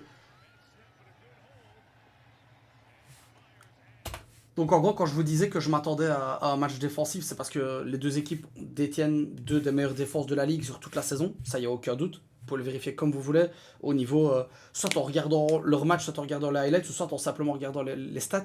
Ils ont deux défenses vraiment incroyables. Donc vous vous rendez compte ici qu'on a quasi 36 minutes de match et qu'il n'y a pas eu de touchdown offensif. Je vous assure que ça, c'est pas la norme dans la ligue. Ce n'est pas dans la norme, de passer quasi une heure de match et de ne pas avoir un touchdown offensif. C'est même, à mon sens, plutôt rare. J'ai pas du tout les stats en tête comme ça, évidemment.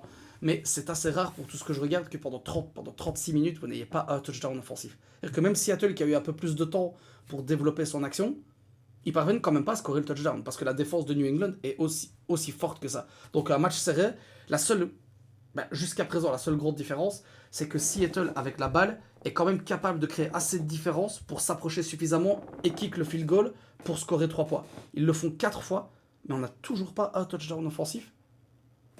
Toujours pas un touchdown offensif sur action directe, je veux dire. On n'en a aucune, on a juste des field goals parce qu'ils ont pu bouger la balle, mais quand ils arrivent dans la red zone, dans la zone rouge, c'est-à-dire 20 yards et end zone, on n'est pas capable de convertir. Et après, attention, c'est un exercice très compliqué, mais ça donne énormément de crédit à la défense de New England, qui est honnêtement excellente aussi.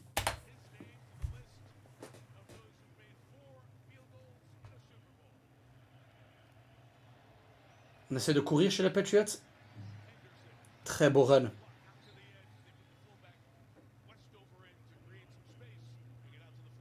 Très très bon run. 3e et 1. Pression, mais... Ah là là là là, dommage. Lancer est trop bas. Dommage. Donc on rend la possession encore avec ça. La frustration, les gars. Oh, la pression, vous voyez, ils l'ont fait moins, mais ils s'en sont tout à fait capables, les gars. Je vous dis, la ligne offensive et Sam Darnold ont eu un petit peu plus de temps, un peu plus d'espace, donc ils ont pu faire de meilleurs choix offensifs que la ligne offensive de New England et Drake May. Mais vous voyez quand même que la défense, rien n'est dû au hasard. La pression était magnifique là, et on prend le sac et on fait reculer Seattle. C'est très très bien. Très très belle action. 3e et 14, vous voyez là, on court parce qu'on veut punter de plus loin. Il n'y avait aucun espoir d'aller plus loin avec cette action-là. Hop. Vous voyez, au 27 yards, on est. 1er et 10. Pression. Vous voyez le problème, vous voyez le cercle vicieux? Drake May attrape la balle. Ses receveurs et tight end, donc les joueurs susceptibles de recevoir la passe, sont très bien défendus. À la fois par les safety, mais aussi par les cornerbacks. C'est-à-dire que derrière, et aussi les linebackers évidemment, qui veillent à la fois sur le jeu à la passe, mais le jeu à la course, on se rend compte quand Drake May attrape la balle, qu'il n'y a pas une de ces options qui se dégage. C'est-à-dire, oh, ce receveur-là est bien placé, on va lui lancer, on va se donner un peu d'espace. Non, non, il n'y a pas ça. Parce que la défense de Seattle ne le permet pas. C'est-à-dire que tu n'auras pas de choix facile pour nous battre, mais en plus de ça, si tu ne prends pas le choix facile qu'on t'offre, on va tellement te presser qu'on va te mettre au sol. Donc là, il est vraiment dans un piège à loup. C'est-à-dire qu'il n'y a pas vraiment de solution.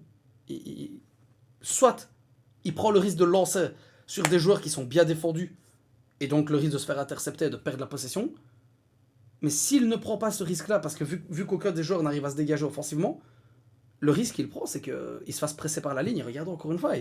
Il regarde, il se dit hop, hop, hop, non, pas lui, pas lui. Oh, trop tard. La 3e fois qu'il se dit pas lui, vous avez la pression qui est là, on se fait attraper au sol, on perd 5 yards plus l'endroit où on tombe. Honnêtement, le schéma défensif de Mike Macdonald, les gars, c'est quelque chose.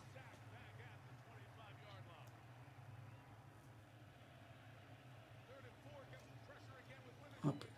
Ah. Ça, c'est dur pour eux. Hein. Parce que là, ils ont eu un petit peu de temps. Et... Ah, ok, donc... Ok. Donc, vous voyez ici le numéro 11, on en a déjà parlé à Jackson Smith-Njigba. Il sort du terrain ici. Parce qu'il y a un protocole en NFL qui s'appelle le Concussion Protocol. Donc, en gros, simplement le protocole de commotion cérébrale. Parce que, comme vous le savez, les coups, les hits sont très très intenses en termes de NFL. Et donc, il y a vraiment une sécurité qui est donnée pour la santé des joueurs. Évidemment, quand il y a un contact inquiétant à la tête, on les oblige. C'est-à-dire qu'on va dans la petite tente sur le bord du terrain. Et quand on veut plus d'informations, on rentre. Et là, évidemment, il y a du matos médical, il y a des docteurs. Ils sont vraiment là pour que les joueurs soient en bonne santé. Mais c'est assez énorme, hein. Je veux dire, c'est le point d'attention principal de l'attaque de Seattle. Donc là, New England, en gros, quand ils défendent, ils peuvent défendre sur... Christian Gonzalez n'a plus autant besoin de se tracasser de Jackson Smith-Njigba. Donc ça a un énorme impact. Et quand c'est comme ça que vous voyez un joueur sortir, on ne sait jamais trop. Soit on parvient à trouver une solution, il est clear, donc en gros, les docteurs qui sont là acceptent que la commotion n'est pas trop grave, qu'il n'y a pas en tout cas de signes qui laissent penser que ça peut s'aggraver.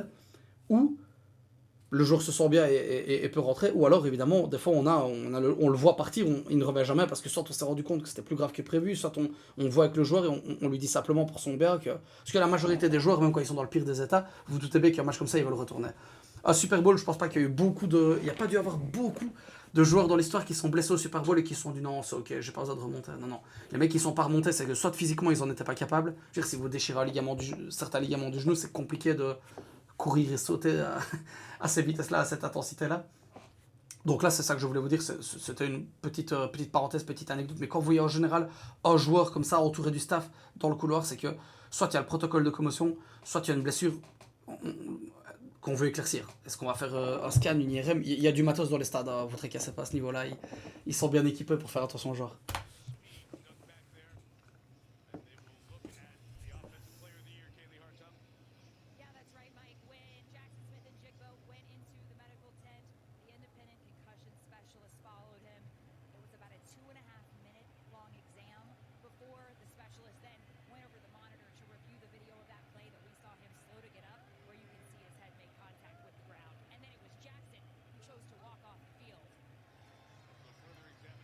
Regardez le temps d'Arnold là. Et encore. Ce diable de Gonzalez. Sur Cooper Cup. Eh, je vous dis, hein. Plus de Jackson, c'est que Gonzalez il se balade. Darnold a le temps. Hein. Il avait le temps, mais très bonne défense, hein, Gonzalez. Oh, regardez le temps encore. Très bon catch de Cooper Cup. En 3ème et 12, ça veut dire que on rend la balle.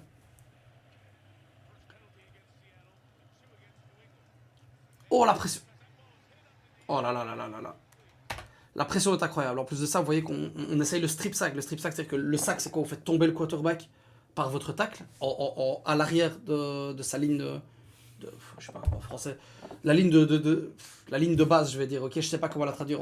C'est scrimmage, on dit en gros en anglais, mais je sais pas du tout le traduire en français. Donc la ligne à laquelle la balle est lancée globalement. Là, vous avez votre centre de la ligne offensive qui donne la balle. C'est la balle à laquelle elle est posée pour commencer l'action.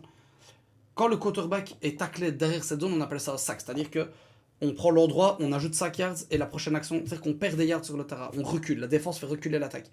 Dans un cas pareil, vous voyez que la pression du joueur vise à.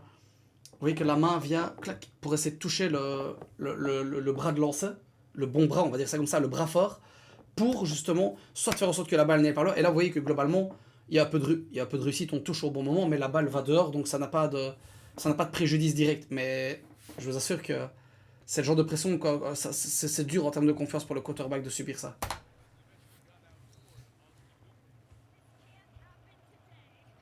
Troisième essai, donc là on a la pression, hein. Et vous voyez qu'on est au... Oh là là, oh là là là là. C'est ce que je vous disais juste avant, c'est incroyable. Donc en gros, quand... Vous voyez le premier où il essayait de lancer la balle et il a tapé la main, il a tapé le bras pour dévier la trajectoire de la balle. Ici c'est différent, vous voyez que Drake May essaye d'avancer. Il ne voit pas le joueur arriver, et le joueur évidemment qui est à un niveau... Là son action individuelle est magnifique, mais comme il est à cet endroit-là, c'est que vous pouvez deviner que c'est un excellent joueur. Il ne se contente pas de sac le quarterback. Ces joueurs de ce niveau-là ne veulent pas juste le sac, ils veulent pas juste le tacle, où vous faites tomber, vous gagnez les yards. Non, non, ils veulent la balle ces mecs-là. Ils chassent la balle, donc vous allez le voir au ralenti. Quand il arrive, donc déjà il détruit la ligne offensive des Patriots, il détruit son opposant, il n'y a aucun doute là-dessus. Il le détruit, et après ce qu'il fait...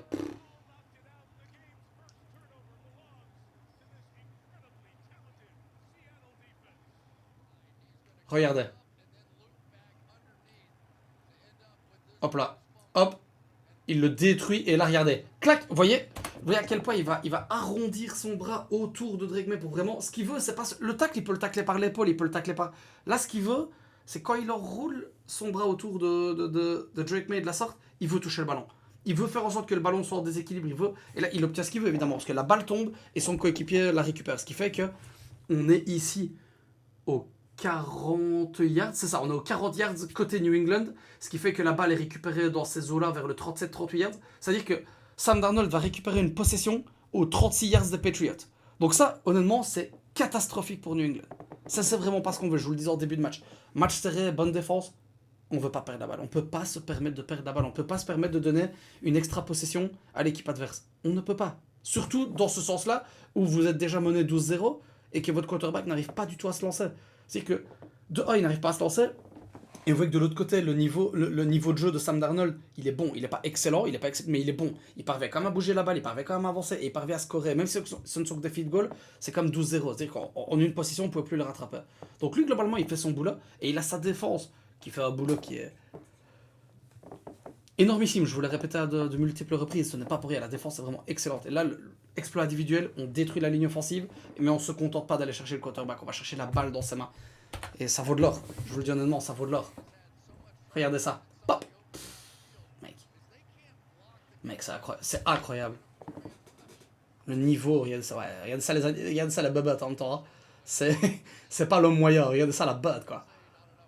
Et évidemment, voilà, ça me fait plaisir à voir. Donc d'un côté, vous avez évidemment Jake May qui frappe le sol parce que le pauvre gars, ça fait 45 minutes qu'il est sur le terrain.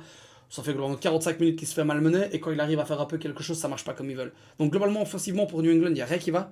Et là, en plus de ça, il connaît en tout cas la gravité de son erreur. C'est pas réellement une erreur, c'est qu'il voit pas le jour arriver, on dit qu'il est censé le voir et avoir la conscience de sa pocket, mais c'est quasi impossible. Honnêtement, c'est quasi impossible. Vous avez vu la vitesse à laquelle le joueur, je vous dis, ce sont des monstres. Sincèrement, c'est des mecs qui, en rapport poids-taille, sont monstrueux, qui ont une explosivité incroyable. Donc quand il arrive et qu'il bat son vis-à-vis et qu'il vient le chercher, le quarterback n'a même pas le temps de se rendre compte de ce qui lui arrive, que la balle est par terre. Vraiment, c'est. Et là c'est ça la réaction de laquelle je voulais vous parler. Je suis assez content de l'avoir comme ça. C'est que, vous voyez, une action défensive. Tout à l'heure, vous avez vu la réaction de Vrabel quand Kenneth Walker a pu courir et que New England n'a pas bien défendu. Vous voyez que il est là, alors, les gars, ça va pas. Et là, quand il voit une action défensive pareille qui peut totalement mettre le match, là, il s'en rend bien compte. Il se dit, si mon côté offensif rentre sur le terrain et fait ce qu'il doit faire, on est tranquille. S'ils font ce qu'il doit faire, on est tranquille, on va gagner le match. Mais là, regardez la joie de Mike McDonald. Regardez ça. Regardez ça. Et ça me fait plaisir parce que c'est simplement mérité. Personnellement, je suis transparent. Si ça m'arrive dans certains contenus de préférer une équipe à l'autre, je serai totalement transparent. Je m'en fous. Je roule pour personne à part pour moi. Donc, mais ici, j'avais vraiment aucun. Je m'étais dit que Seattle allait gagner parce que je pense qu'ils ont un meilleur roster. Je le pense sincèrement. Ça n'a pas changé. Mais je suis objectif. Je suis tranquille. Que peu importe qui gagne, je serai quand même content. C'est un beau match. Mais Mike McDonald, quand je vois la précision de game plan qu'il a mis en place au niveau défensif, c'est incroyable, ça fait plaisir. Ça fait vraiment plaisir de voir des mecs être aussi bons dans leur domaine, faire des choses aussi incroyables et obtenir gain de cause. Oui, ça, c'est vraiment magnifique. Et évidemment, regardez la réaction du banc. C'est le roller coaster. Quand d'un côté ça monte, de l'autre côté ça descend. C'est très bon lancer. Bel effort, encore une fois, vous voyez. Hein. On gratte des yards. Hein. Très très bien joué. Hop. Très bon. Cooper Cup sur Gonzalez. Il arrive à avoir le first down sur Gonzalez. Très très bonne action. Là, on est globalement aux 16 yards. On est proche. On est proche. Ouais, bon. Ok, rapide. Bah déjà, globalement, nous avons dû attendre 47 minutes quasi pour avoir un touchdown offensif dans le match. Donc quand je vous parlais de match serré, même si le score, évidemment, Seattle est en contrôle. Ils sont en contrôle du match. On pense qu'ils se dirigent vers la victoire assez aisément, mais on doit attendre 47 minutes de match pour un touchdown offensif. Ça, c'est clairement un match de tranchée. C'est clairement un match très très serré, très défensif. Et là, on voit une action qui est magnifique. Donc, qu'est-ce que je vous disais globalement? Pourquoi on ne veut pas donner d'extra possession? Pourquoi on ne veut pas perdre la balle dans ses propres 50 yards? C'est parce que souvent, à ce niveau-là, on le paye cash. Et qu'est-ce qui se passe ici? On le paye cash. Drake May perd la balle, Darnold monte sur le terrain, 2 lancers courts, 11 places. Il y a une action qui est dessinée, et c'est pour ça que j'ai mis pause, parce que le touchdown de AJ Barner qui fait un excellent match, d'ailleurs, c'est pas la première fois qu'on le voit dans les highlights. Et je vous ai parlé beaucoup de Mike McDonald qui a fait une partition défensive parfaite. Je vais pas vous mentir, quand vous laissez une équipe professionnelle au Super Bowl scorer 0 points après 45 minutes, j'appelle ça une partition défensive parfaite. Je pense pas que ce soit une hyperbole, c'est juste absolument ça. Par contre, je vous ai pas parlé non plus d'un gars que j'aime beaucoup, je vous en parlerai après, quand on aura déjà vu le match. Clint Kubiak vient de dessiner quelque chose d'incroyable. C'est-à-dire que cette action sur Barner, je vous parlais qu'on les a vus dans la highlight, cette action a été dessinée plus ou moins de la même manière 2 fois auparavant. C'est-à-dire qu'auparavant, le tight end repartait en gros au milieu du terrain et repartait vers l'extérieur pour catch la balle, avoir le first down et continuer l'action. Ici, il n'y avait aucun intérêt d'aller chercher le first down. Ce n'est pas ce qu'il voulait. Ce qu'il voulait, c'était scorer. Donc quand Clint Kubiak, sur les 2 premières actions, prépare quelque chose avec le tight end, forcément, la défense en face s'ajuste. Le problème ici, c'est qu'il y a un tout petit décalage dans la ligne offensive, un petit signal, quelque chose qui se dit, Et à ce moment-là, le coordinateur offensif dit à son quarterback, ok, on va y aller. C'est vrai qu'au moment où il prépare l'action, si vous connaissez un petit peu, il y a des signaux qui sont donnés. C'est-à-dire que le quarterback reçoit les infos dans son casque et il parle avec son équipe. Alors évidemment, c'est du haut niveau. Il va pas lui dire je vais attaquer à droite sur le deuxième. Non, non, non, non. Il lui dit confetti TV, lame d'hélicoptère et il vous sort une MacGyver. C'est-à-dire qu'il trois mots qui n'ont strictement rien à voir l'un avec l'autre, qui sont des codes et ensemble on sait exactement ce que ça veut dire. Ça c'est magnifique, ça c'est incroyable. Ça a l'air un peu ridicule quand je le dis parce que le but c'est de vous faire marrer aussi, mais c'est vraiment ça, c'est incroyable à entendre. Quand vous avez les mic up, comme on appelle ça, ou des genres où un micro, on entend, et vous entendez parfois les codes qui sont échangés, trois mots qui n'ont rien à voir les autres, et tout le monde comprend. On se clappe dans la main, tout le monde sait ce qu'il a à faire. Et ça, c'est magnifique. Donc quand on arrive à cette action-là, que Clint Kubiak dessine 2 fois vers first down, cette fois-ci, on veut pas de first down. On veut aller chercher les 7 points. Ça fait que, regardez sur le replay, cette défense de New England qui a été quasi intraitable jusqu'à présent, regardez la séparation qu'il y a entre AJ Barner et son défenseur le plus proche.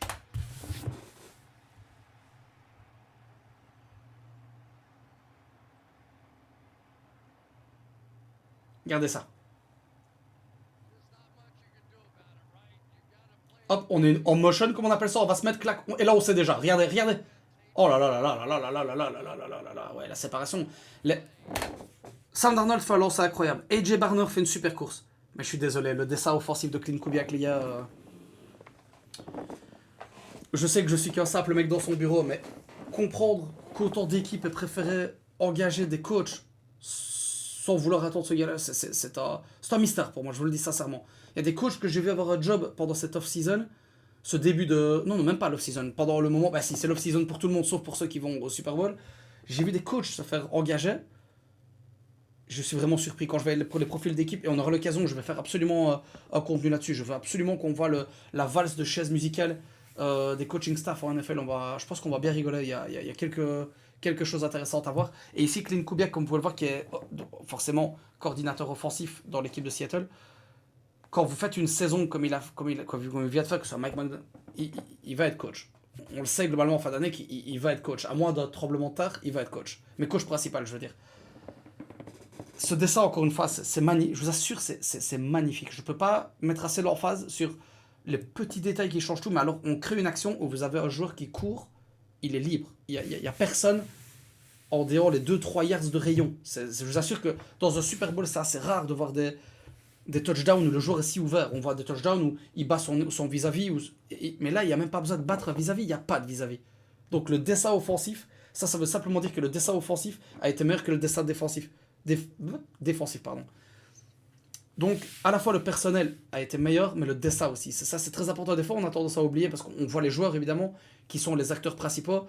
Mais en backstage, il y a de quoi faire. Il y a des mecs qui les mettent vraiment dans des conditions incroyables. Et c'est magnifique, ça fait très plaisir. Mais bon, 47 minutes pour un foutu touchdown offensif. Hein. Et regardez, par contre, il est magnifique le touchdown. Hein. On a un peu de temps, mais pas beaucoup. Hop. Très très belle action. Et il n'y a pas le choix. Mais c'est très bien. On permet de laisser le drive continuer. On gagne quelques yards. 6.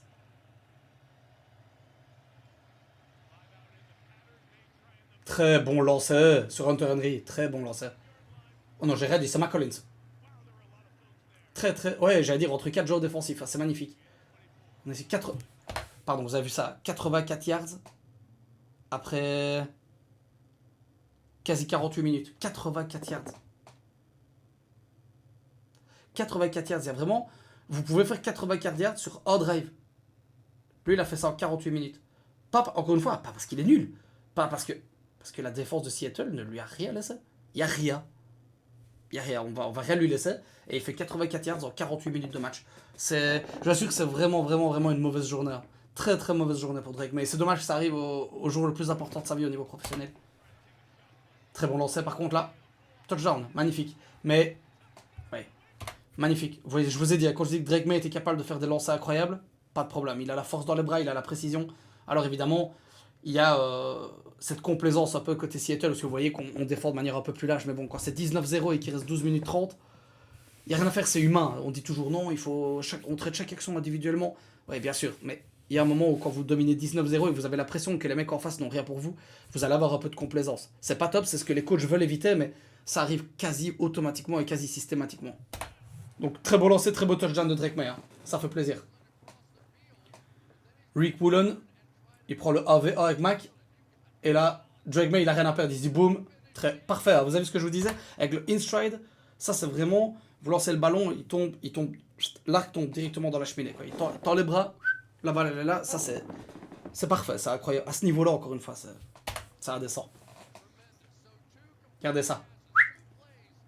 Rien à redire. Là, c'est ce que je disais tout à l'heure. Là, la balle est mise pour qu'il n'y ait que l'attaquant qui puisse l'attraper et pas le défenseur. C'est simple.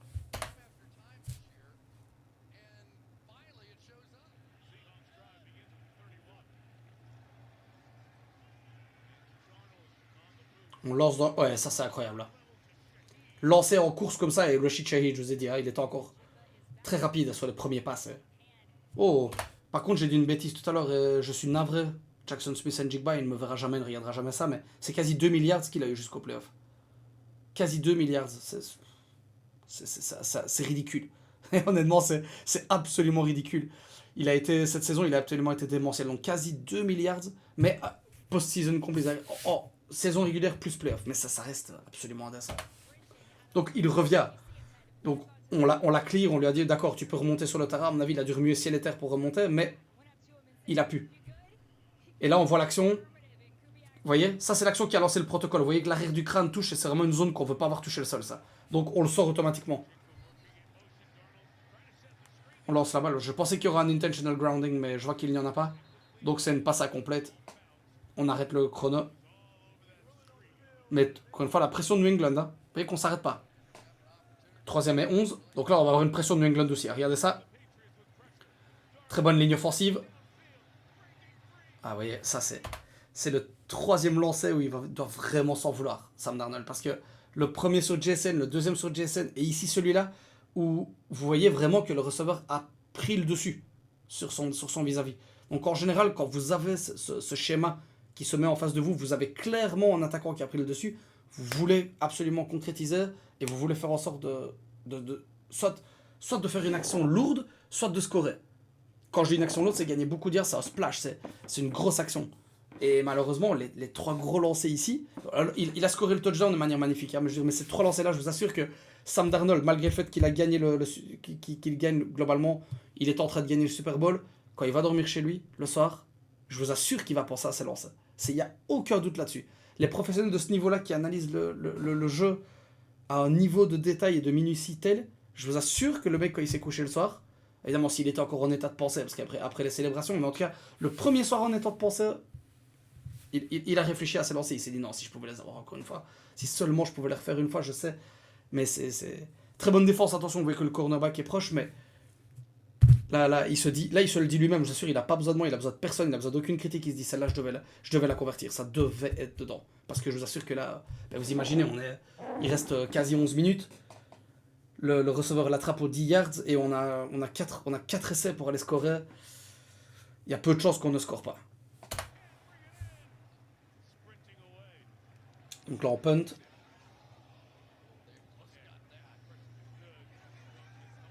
Ah, regardez ça, je vous le disais tout à l'heure encore, regardez ça. Les special teams, regardez ça, où il la met. Drake May, il sait pas faire 10 yards, le pauvre, on le met dans son... à son yard ou à ses 2 yards. C'est ça, vivable. Quel boulot de l'équipe spéciale de de Seattle. Oh, free runner. Très très bon lancer, très très bon catch, parce que là, il fallait...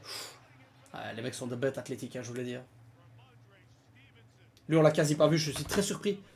Je m'attendais à le voir beaucoup plus. Ramondre Stevenson, je m'attendais vraiment à ce que, même si le running game ne marche pas, je m'attendais à ce qu'ils appuient dessus. Et on l'a quasi pas vu, c'est la 2ème fois je crois que je cite son nom et que je vous en parle, mais il est excellent, c'est un très bon runner. Il sait un peu catch, c'est pas ce qu'il fait de mieux, mais il sait le faire, il vient de le faire sur l'action. Mais je suis très étonné de ne pas l'avoir vu plus. Même pendant le match, pas seulement les highlights, ça je veux dire. Oh, ouf, tellement dangereux. Kobe Bryant encore, hein, qui est sur le point, pour le même prix, il se retrouve avec 2 interceptions, mais vous voyez le lancer, Drake May, il est désespéré, les gars. Il veut lancer une balle, il veut créer de l'action, et il lance dans ce qu'on appelle triple coverage, quoi. Donc il y a 3 joueurs défensifs pour un joueur offensif. Ça, c'est... En général, non. Vous prenez pas ce lancer-là. Oh, la pression encore. Là, il s'en sort bien. Et il y va. Très, très bien.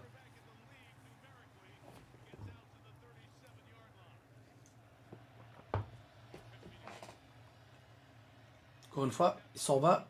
Très bon lance. Mais vous voyez, ça c'est le problème quand on est désespéré.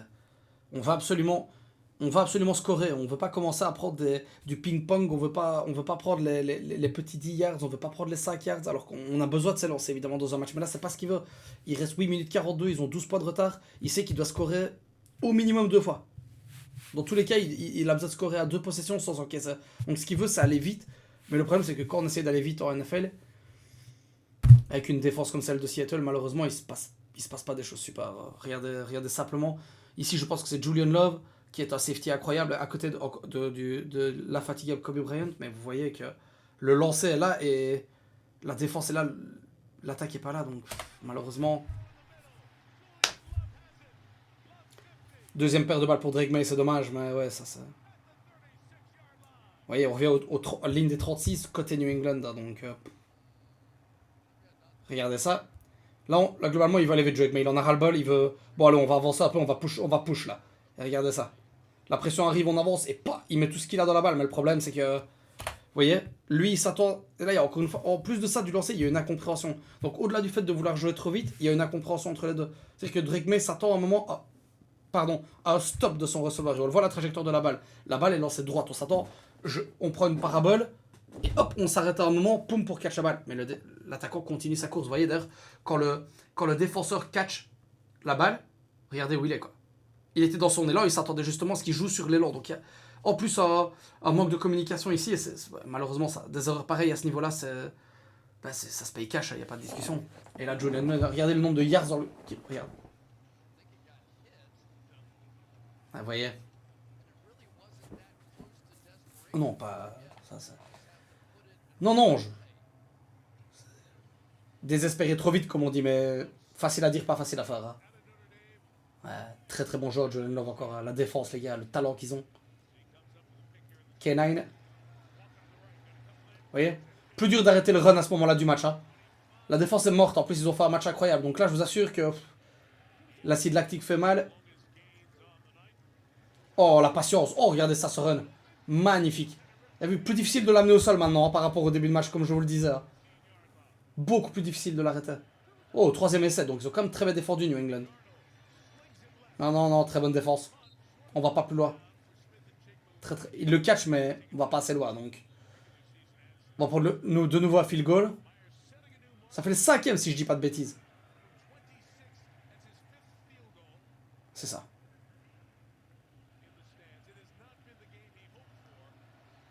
Regardez la pression. C'est 22-7, il y a 15 points d'avance. Regardez ça, la pression.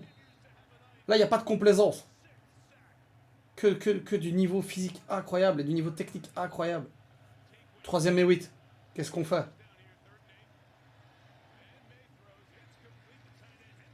Hunter Henry, super joueur, mais on n'a pas pu beaucoup le voir. Offensivement, les joueurs, on n'a pas pu beaucoup le voir côté New England. La faute à Seattle. Là. Off. C'est ridicule. Je sais pas si vous avez compris en direct ce qui se passe, mais c'est ridicule. C'est ridicule. Regardez ça. Donc en gros, Witherspoon, je vous le dis depuis tout à l'heure, il fait partie du design. Donc Witherspoon, en général, c'est plutôt le type de joueur que vous voyez être là, mais pour défendre ce genre de joueur. C'est-à-dire qu'on veut avancer avec les receveurs, et en général, un mec comme Witherspoon, il les suit. Il veut empêcher qu'on attrape la balle. On va dire que c'est sa mission principale. Ici, ce qui se passe, c'est que ça fait la 3ème fois que je vous le dis, et à mon avis, ça a dû arriver peut-être un peu plus dans le match, il n'est pas utilisé comme tel. C'est-à-dire qu'il déguise le fait qu'il suive sûrement Booty ici, je pense que c'est Booty, le 8. Non, Booty, il est là. Le 8, je me rappelle plus de son nom. Ah, si, c'est Stefan Diggs. Donc là, il y a Stefan Diggs qui est là, qui est un excellent receveur. Donc on se dit, Witherspoon, quand la balle est lancée à Drake May, on se dit globalement que c'est pour défendre le numéro 8. Mais une nouvelle fois, c'est pas ce qu'ils font. Regardez. Hop, on arrive pleine vitesse. Regardez ça. pleine vitesse. Donc là, on frappe. Donc c'est la deuxième fois qu'il sac pour un cornerback au Super Bowl. Donc le mec fait un match incroyable. Mais ce qui est fou, c'est que quand il frappe la balle parfaitement, c'est ce qu'il fait. Ce qu'il fait, c'est parfait. C'est-à-dire qu'il frappe le bras à l'endroit exact de Drake May, ce qu'il faut pour que la balle pop. Mais quand la balle pop, le numéro 7 ici, c'est Nmuzu. Regardez la dextérité de chat qu'il a.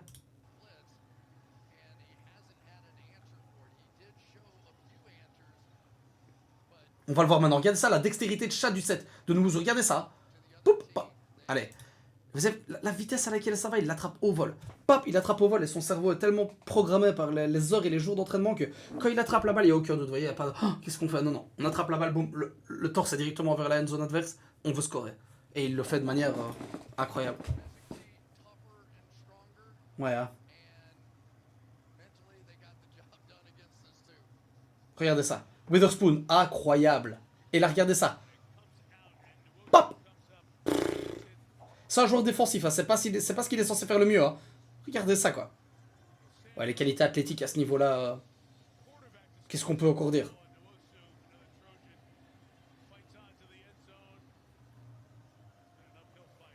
Eh ouais, K9, il est content, là. Il est en train de se dire qu'il a gagné le Super Bowl, là. Il fait un match incroyable, d'ailleurs, lui. Hein.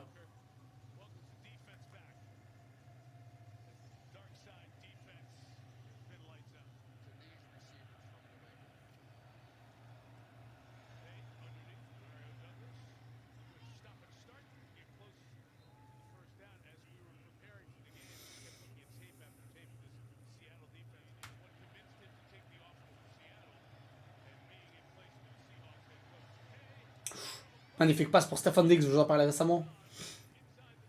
Évidemment, on l'a quasi pas vu, parce qu'on a quasiment pas vu leur côté offensif. Hein. C'est dommage, mais c'est comme ça. Seattle, au niveau défense, c'est bien meilleur. C'est ça. Hop. Drake May. Oh, oh là là, c'est magnifique. Magnifique. Pour Ramondre, ça fait plaisir au moins de le voir aussi. Allez, il perd, mais au moins il aurait une action un peu à se mettre sous la dent. Vous avez vu ce qui est marrant dans l'action ici, c'est que donc Drake May avance, il voit la pression, il voit Ramondre, donc il fait vraiment un petit flick avec le poignet. Et au moment où il lance la balle à Stevenson, il s'attrape le casque en se disant non, qu'est-ce que je vais te faire, je vais te ruiner l'action, j'ai raté ce que je devais faire. Honnêtement, la passe est plutôt ratée, mais le niveau de Stevenson, regardez ça. Regardez où il l'attrape, regardez ça. Bout de bois, bout de doigt, bout de main. Oh là là là là là là là là, le niveau. Incroyable. Regardez ça. La puissance dans les doigts pour attraper une balle lancée. Si vous voulez essayer, vous allez dans le jardin. Avec une balle taille officielle, vous allez voir de quoi je parle. Regardez les mains de Drake May là qui. Les mains de Drake May qui sont en train de se mettre sur le casque. Non. Et là on tente les 2 points. Et non, bonne défense. Kobe Bryant encore. Sur un hit, c'est un gros hit. Hein. Vous voyez, on laisse rien. Hein. On laisse rien, c'est 29-13, il reste rien à jouer, il reste 12 secondes. Même un peu avant, sur la phase avant, on laisse rien. Et là, on est à 0, c'est une run, donc on laisse le chrono aller, et Seattle a gagné. Bah, félicitations à Mike McDonald. Full crédit, magnifique. Incroyable. Alors bon, la douche de Gatorade, etc. Enfin, de boisson énergisante, pardon, on s'en fout, royalement. Donc le score final, 29-13.